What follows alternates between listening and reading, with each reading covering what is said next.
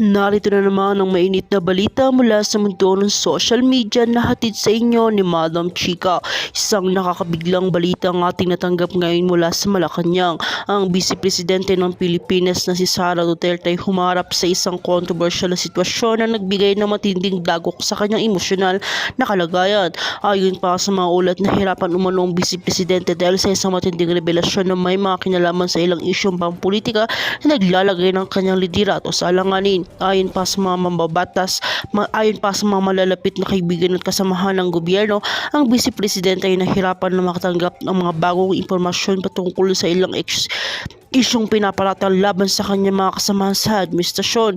Hindi kayang itago ng Vice Presidente ang bigat na nararamdaman, kaya naman nagdesisyon ito maglaan ng oras upang makapag-isip at magmuni-muni sa mga susunod na akbang.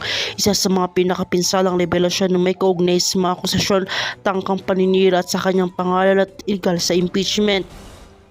Ayon sa mga eksperto sa politika, ang mga ganitong klaseng kontrobersya ay maaaring magdulot ng malaking epekto sa mga moralidad ng isang leader. Isa sa mga sinasabi ng mga analista, ang mga ganitong isyu hindi biro at maaaring magdulot ng mental at emotional na stress sa isang public official, lalong-lalo na kung ang mga paratang ay naglalaman ng personal na atake. Kung totoo ang mga revelasyong ito, maaaring magdulot ito ng pagkakaroon ng duda sa mga botante at mga kasamaan sa gobyerno.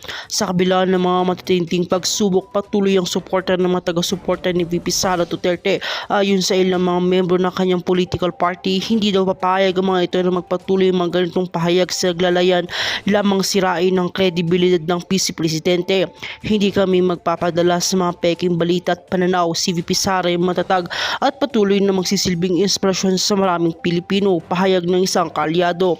Samantalang Malacanang ay nagbigay ng pahayag na handa ang Vice Presidente na humarap sa mga isyu at magbigay ng paliwanag kung kinakailangan. Sa kabila ng mga hamon, inahayag ng kanyang tanggapan na walang balak si VP Sara na magbago ng kanyang pananaw at patuloy niyang paglilingkuran ng sambayan ng Pilipino ng buong tapat. Ang mga pagsubok ay bahagi ng serbisyong publiko at kami po ay patuloy na magsisilbing tapat sa bawat Pilipino, ayon sa kanyang opisina.